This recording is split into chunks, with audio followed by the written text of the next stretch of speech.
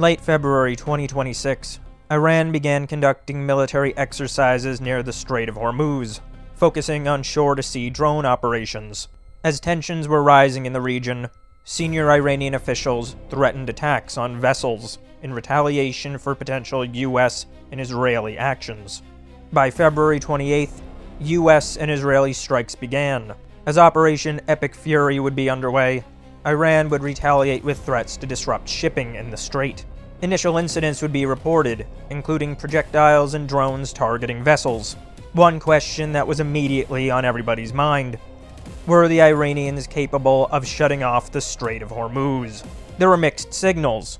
Some Iranian officials appeared to be indicating that they had no intention of closing the straits, while others from the IRGC were stating that a closure was imminent. As March began, multiple vessels were struck in the Strait of Hormuz, Gulf of Oman, and Persian Gulf. Up to 8 attacks were confirmed, with tankers and container ships struck, and at least 2 fatalities confirmed, with other injuries reported. The targeting appeared to be indiscriminate, and an IRGC commander would announce that the strait is closed, threatening to set ablaze any transiting vessel. Shortly thereafter, AIS data would show around an 80% decline in traffic through the strait, with around 150 tankers anchored. Following a wave of reinsurance withdrawals, major maritime insurers and P&I clubs, such as Guard, Skuld, North Standard, London P&I Club, and American Club, would begin issuing 72-hour notices canceling war risk coverage for vessels in Iranian waters, the Persian Gulf, and adjacent sea routes. Lloyd's Market Association and other London underwriters would begin repricing or declining terms for Hormuz. War risk premiums would surge from a range of around 0.05% to 0.15% to around 0.33% to 0.7% of hull value. The world is extremely sensitive to the Strait of Hormuz. Around 20 to 25% of global oil transits its waters, with around 20% of global LNG. If that supply were to be cut off, or if a sufficient share would have to be substantially rerouted, then the increase in global energy prices could be between 100 to 400%. Many were beginning to proclaim the threat of $200 a barrel oil. Over the following days, commercial shipping would begin grinding to a halt. Major carriers would reroute or pause bookings, and as Lloyd's would announce that insurance coverage had ended, the insurance giant of London had effectively closed the strait, regardless of whether the Iranians were actually capable of it. For if shipping insurance were rescinded, it didn't matter whether the IRGC could enforce the closure. No ships would continue to sail through. For all practical purposes, it was the London insurance market that had closed the Strait of Hormuz. Oil prices began to rise, though surprisingly not to the extent that many expected. Day-over-day increases in oil prices would be around 7 or 8% each day. Certainly oil was becoming more expensive, but nowhere near the $200 a barrel price. And yet, on March 3rd, something curious would happen.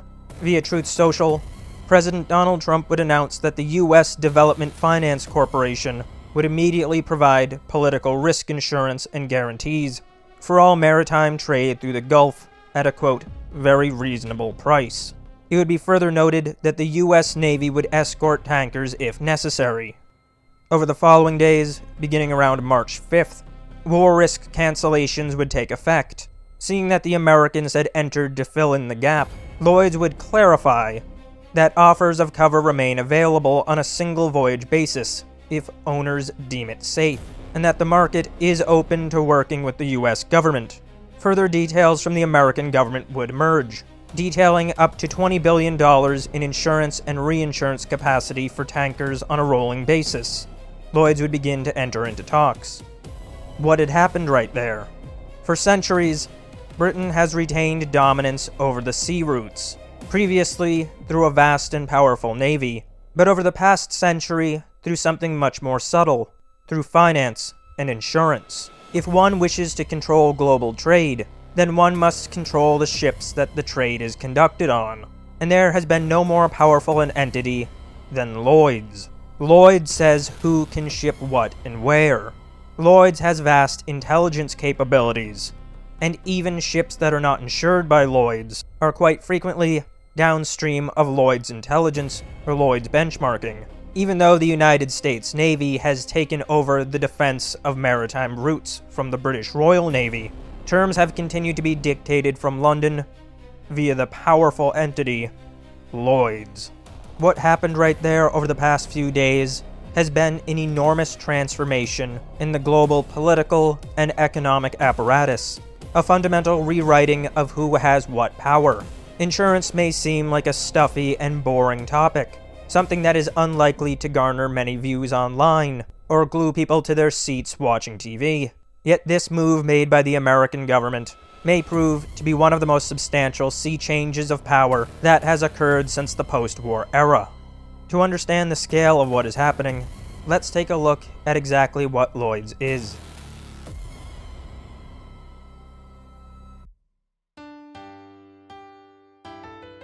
For centuries, Britannia has ruled the waves. The insurance giant in the heart of London has maintained enormous control and influence over global shipping, and it has done so with great subtlety.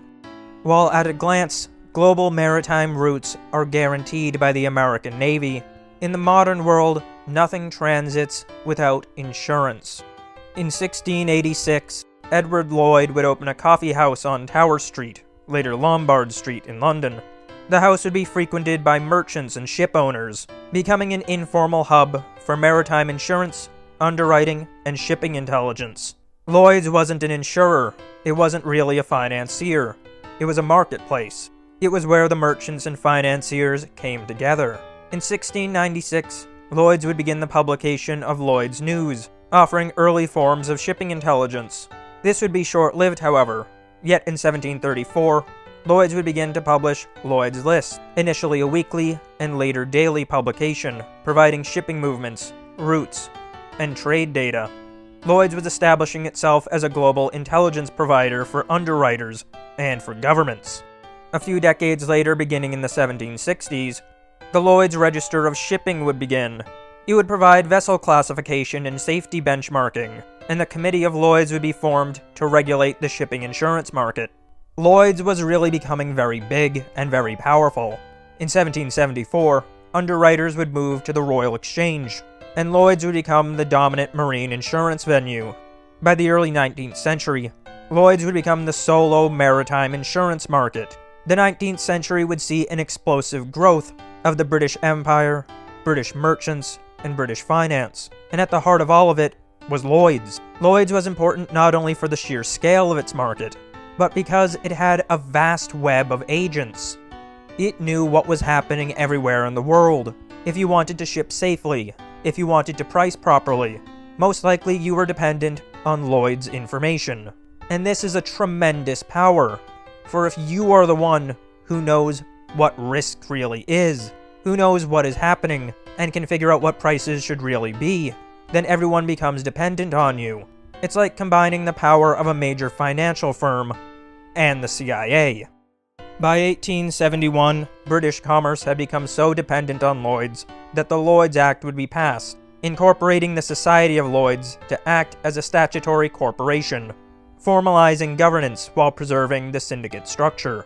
Lloyd's List and Lloyd's Global Agent Network was crucial to the British Empire. There were hundreds of Lloyd's agents worldwide. They were the supplier of real-time shipping intelligence used by merchants, insurers, and increasingly by the British Admiralty, not only to make commercial decisions, but wartime decisions. To a great extent, they were a precursor to modern intelligence agencies.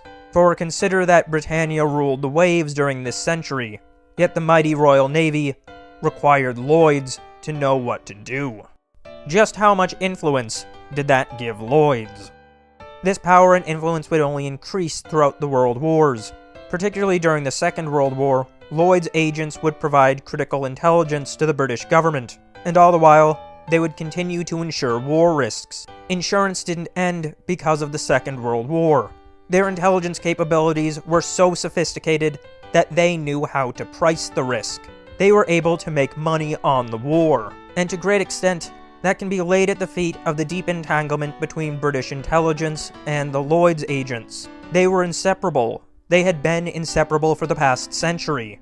And if the British government and military is dependent on you, while you yourself are a part of intelligence and the military, then there's really very little limit to just how much you know about what is going on in the war. This clear dominance would continue following the war. The 20th century would be a period of great growth for Lloyd's. They would begin a series of modernization efforts beginning in the 1960s, and they would expand out of maritime shipping into aviation, property, and catastrophe insurance. Lloyd's List Intelligence had become a data platform for vessel tracking, AIS, and risk analytics. Lloyd's would issue regular market reports, and another avenue by which they would gain incredible influence would be their production of risk benchmarks. Say you are insured by a firm outside of the Lloyd's market. You may think that your insurer is independent of Lloyd's, yet for so much of the global insurance market, their data comes from Lloyd's, and they are benchmarked to Lloyd's benchmarks. That means that even a firm that has no formal connection to Lloyd's is ultimately downstream of the intelligence and the decisions of Lloyd's. Lloyd's had great effect on insurance prices around the world, and it did so by being the basis of insurance, the bedrock of how risk itself was priced. For what really is a financial system?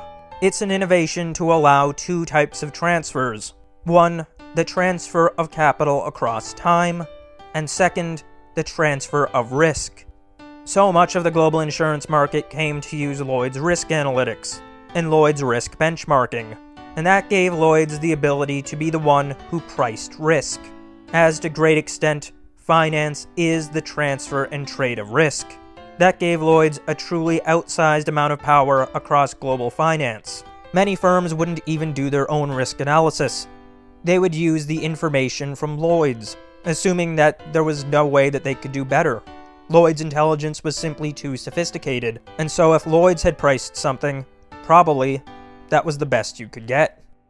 The 21st century would see Lloyd's move to Lime Street, and they would begin developing increasingly sophisticated data tools. Lloyd's List Intelligence would launch a digital platform for real-time maritime intelligence, including vessel tracking, credit risk, and compliance. Their power and influence had not waned in this century.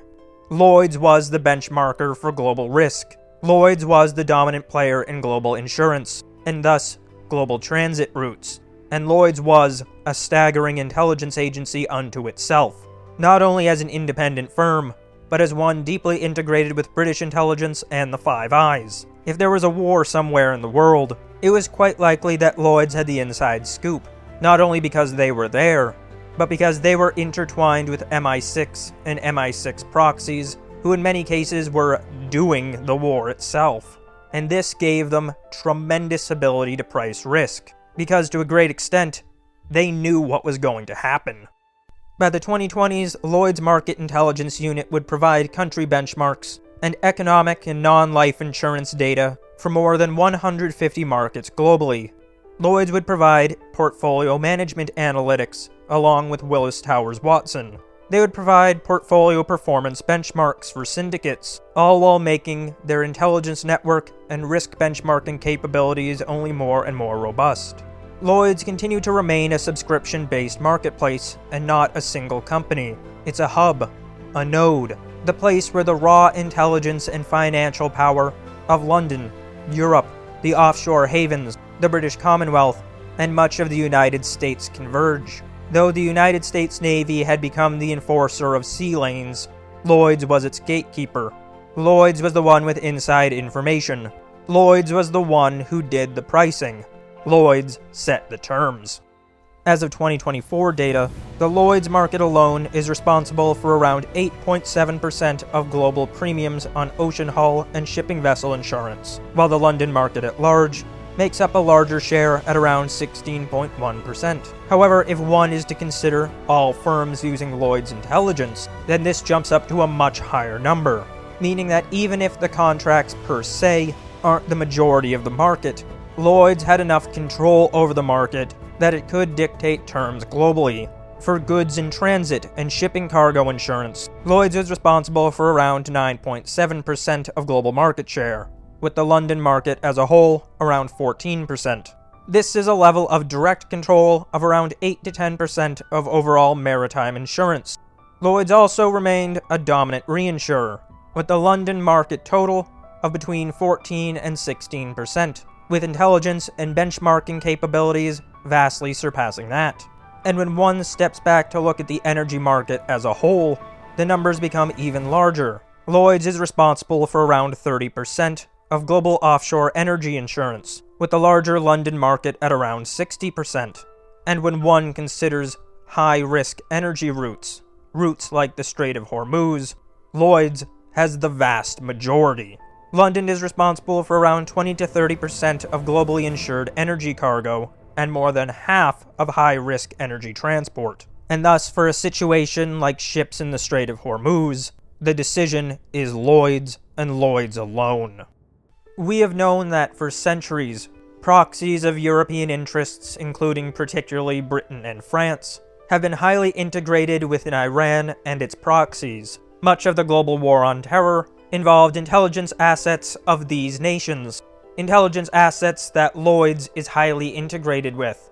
And so after everything that Lloyd's has ensured for centuries, after Lloyd's had been the intelligence provider for the British Admiralty, after being right there on the ground during the global war on terror, and having a front row seat to the IRGC, Hamas, Hezbollah, and other such actors, why would right now finally be the time that Lloyd says, we don't know what's going on, and we can't price this risk? Well, perhaps it is because this conflict for the first time in centuries has been outside of the hands of these agencies. Perhaps this time they truly are blind. Perhaps they want the strait to be closed. The IRGC has been to great extent an asset of foreign intelligence, and at any point of history, that should have meant Lloyd's agents. Yet now, Lloyd's has stepped back. For centuries, one should have expected that this move on the part of Lloyd's meant that the strait was closed. Yet now the United States has stepped in and filled that gap. This is an enormous change. This is not only a shift in global risk pricing, global insurance markets, nor is it simply a stabilizer for global energy prices. It undermines the vast financial power of Lloyd's. It undermines the vast commercial power, and the power to dominate shipping. Yet more than that, it undermines the Lloyd's network. It undermines the Five Eyes. And perhaps it is now fully moving maritime dominance to the United States. For the United States has been the underwriter of global maritime safety for the past several decades. And if the United States itself is capable of providing intelligence and insurance, then just what is the point of Lloyd's anymore? This will be very worthwhile to watch closely, for it could be a substantial change in global finance, global commerce, global shipping, and yet perhaps most of all, global intelligence and hegemony.